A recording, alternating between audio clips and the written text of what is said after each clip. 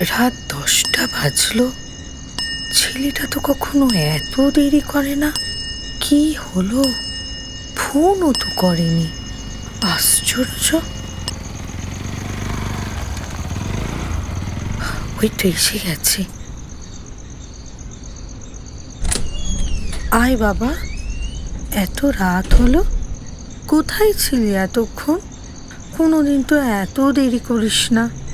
হ্যাঁ রে, কারোর বাড়ি গেছিলি? না না, এমনি একটু কাজ ছিল। কেউ ফোন করেছিল? ফোন? ও হ্যাঁ হ্যাঁ, ওই একটা মেয়ে ফোন করেছিল। মেয়ে? কেন? আমি তার কি জানি, তুই বাড়ি নেই শুনে বলল কালকে আবার ফোন করবে। ও নাম বলল জয়িতা। জয়িতা? ও বুঝেছি, আমার ছাত্রী। আর কেউ করেছিল? আর সুকান্তি বাবু ফোন করেছিলেন। তুই ওনার বাড়ি যাবি বলেছিলি, যাসনি তাই। তা আমার কি কোনো কাজ নেই নাকি? যাব বললেই যেতে হবে? আমায় কেন বলছিস? চল খেয়ে নিবি, চল, অনেক রাত হয়ে গেল। তুমি তো খেয়ে নিলেই পারতে মা, আমার জন্য বসে রইলে কেন বলো তো? আমি কি তোকে ছাড়া একা কোনোদিনও খাই? তুই কি নতুন হলি নাকি? হ্যাঁ চল, খাবি চল। আমার শরীরটা ভালো নেই মা, আমি খাবো না, তুমি গিয়ে খেয়ে নাও। কেন? শরীরের আবার কি হয়? জ্বর হয়েছে? কই দেখি। না তো, জ্বর হয়নি তো।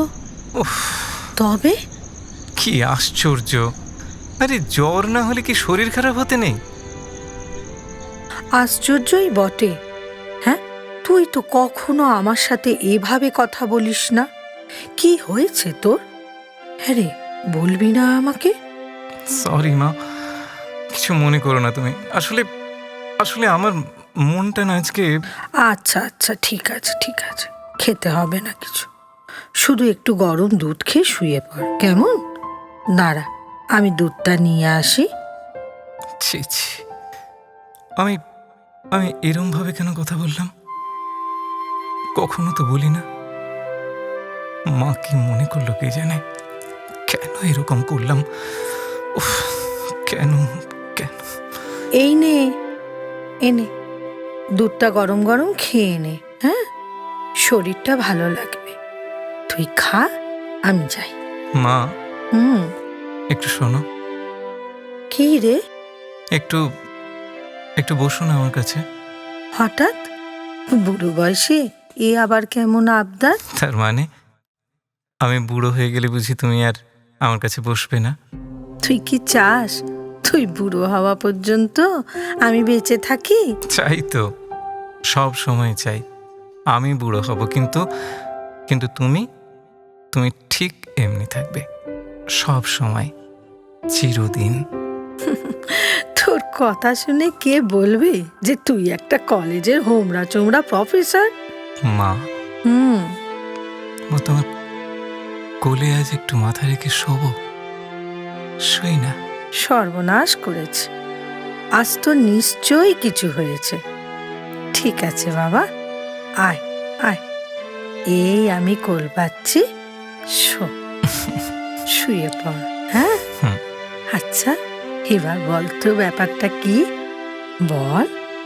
মা, ছোটবেলায় যখন তুমি আমাকে আদর করতে, তখন তখন বাবাকে খুব কষ্ট পেত?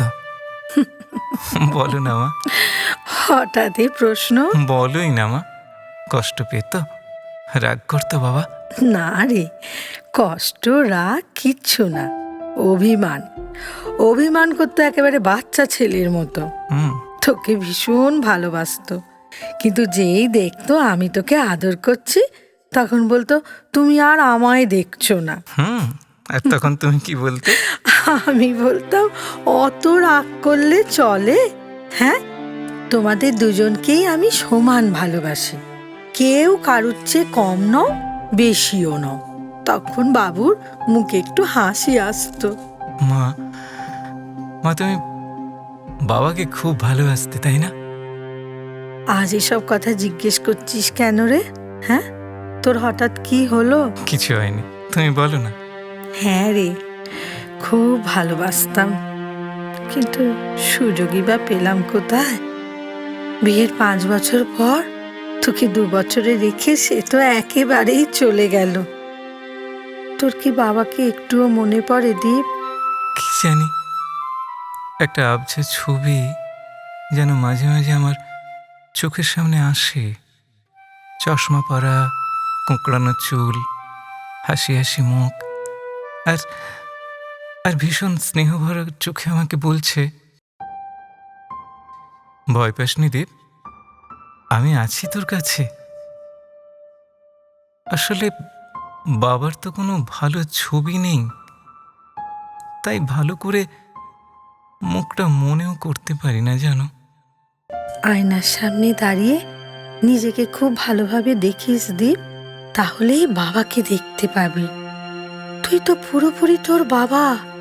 এক এক সময় তোকে দেখে চমকে উঠি, ভাবি এই তো তুমি আছো, সব সময় আছো। তোর হাঁটা চলা, কথা বলা, বই পড়া, সব সব তোর বাবার মতো।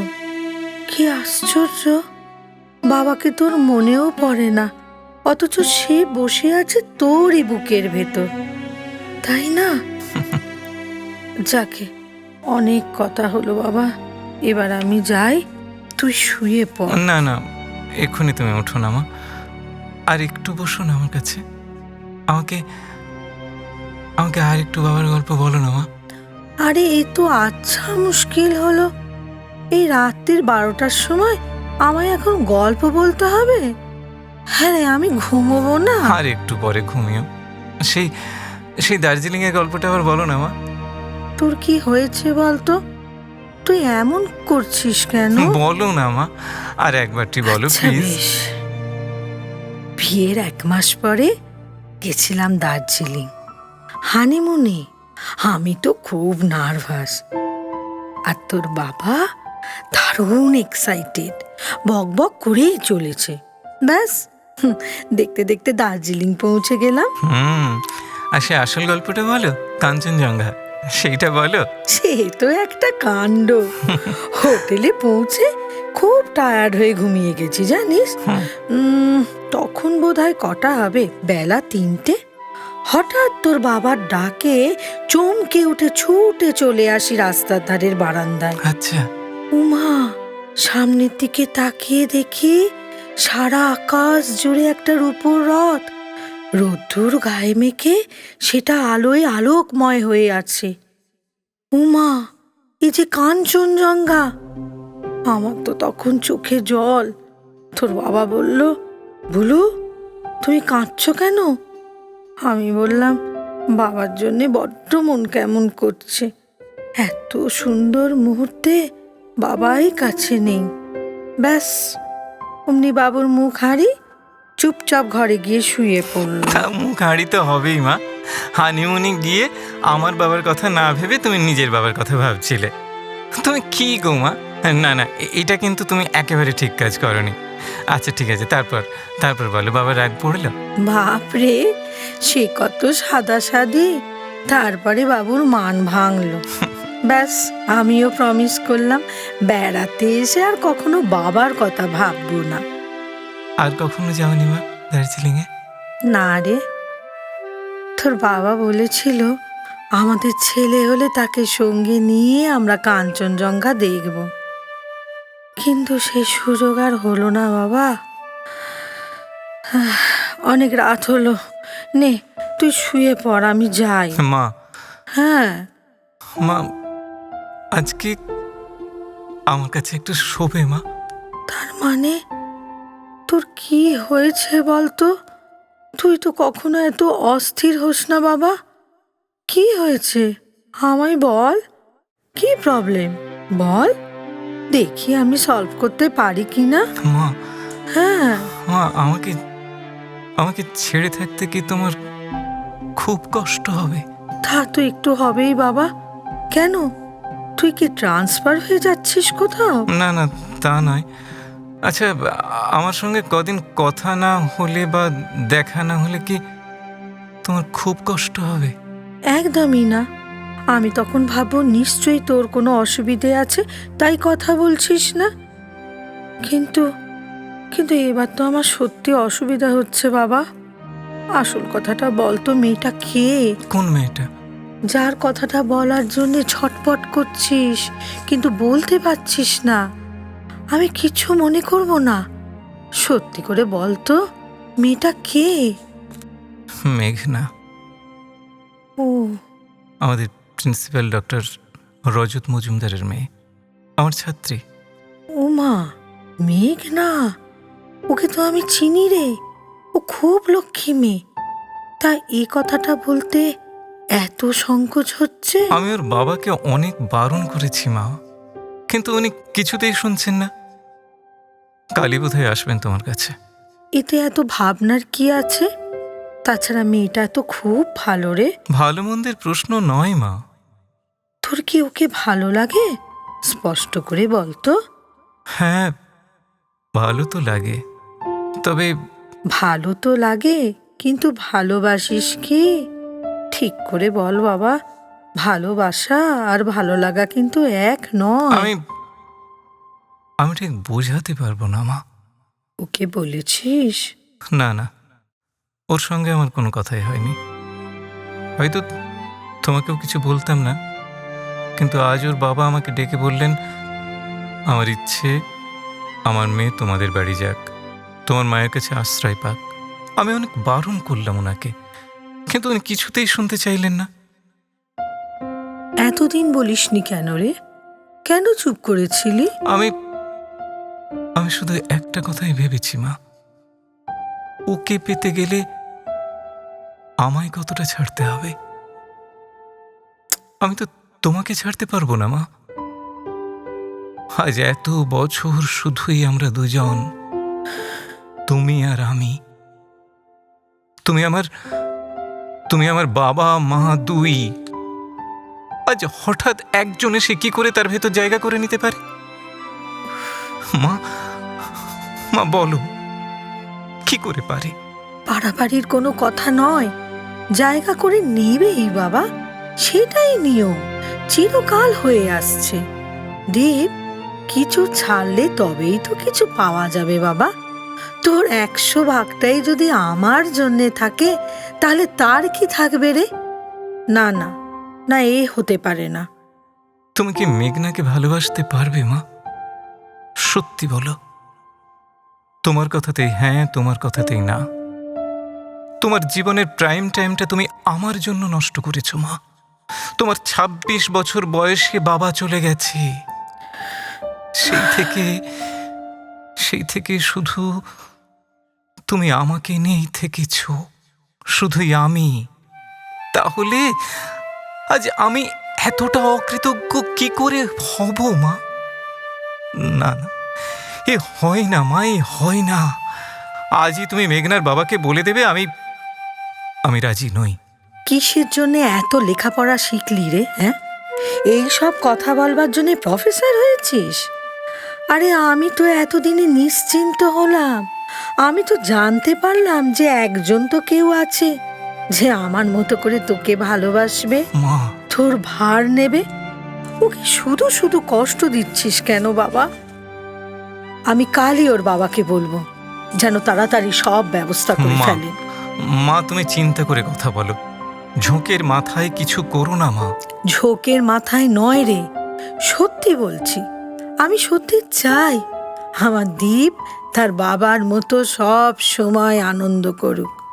আমি চাই আমার দীপ তার সুন্দর সাথীর হাত ধরে হরিণের মতো চঞ্চল পায়ে পাহাড়ের এধার থেকে ওধার ছুটে বেড়াক। মা, আনন্দ করুক সে, প্রাণ ভরে আনন্দ করুক। মা, মা আমি এক্ষুনি ঠিক করে ফেললাম, তোমাকে আমি আবার কাঞ্চনজঙ্ঘা দেখাবো। না বাবা, না, সেখানে আর নয়। সেখানে যাবে তোরা, তোরা দুজনে। বাবা নয়, মা নয়, শুধু তোরা দুজন। কাঞ্চনজঙ্ঘার দিকে তাকালে দেখবি কোনো কথা বলা যায় না, স্তব্ধ হয়ে যেতে হয়। মেঘনাকে বলবি ভুলেও যেন তার বাবার কথা না ভাবে। শুধু তোরা দুজনে থাকবি। মা, মা আমার ইচ্ছে করছে মেঘনাকে তোমার সামনে নিয়ে এসে চিৎকার করে বলি, দেখো তুমি দেখো মেঘনা, এই আমার মা, আমার জীবনের সবচেয়ে বড় বন্ধু, সবচেয়ে প্রিয় মানুষ আমার মা। আমার মা সবচেয়ে আলাদা, সবার চেয়ে ব্যতিক্রম। আমার মা সব কিছু দিয়ে দিল তোমাকে মেঘনা, এ কথাটা চিরদিন মনে রেখো, চিরদিন। বদলে বদলে আমি কিছুই দিতে পারলাম না, কিছুই না, কিছুই না। কে বলেছে কিছু দিতে পারলি না? তোর কাছেই তো লুকিয়ে আছে আমার সেই পরম রতন, আমার ছোট্ট দ্বীপ। মা, তোর কাছে আমার এই একটাই চাওয়া, খুব তাড়াতাড়ি আমাকে একটা ছোট্ট দ্বীপ এনে দিস বাবা। অনেক দিন ধরে আমি তো শুধু দ্বীপেই অভ্যস্ত। সেই ছোট্ট দ্বীপের আলোয় আমি দেখব সারা জগৎটাকে। মা, সেই ছোট্ট দ্বীপের ভেতর আমি আমি আবার কাঞ্চনজঙ্ঘা দেখব। মা, দীপ রে, আজ তোর বাবাকে বলতে ইচ্ছে করছে, শুনছো, তুমি এবার অর্ধেকটা নিয়ে থাকো গো, আর অর্ধেকটা তো আমার সেই ছোট্ট সোনার।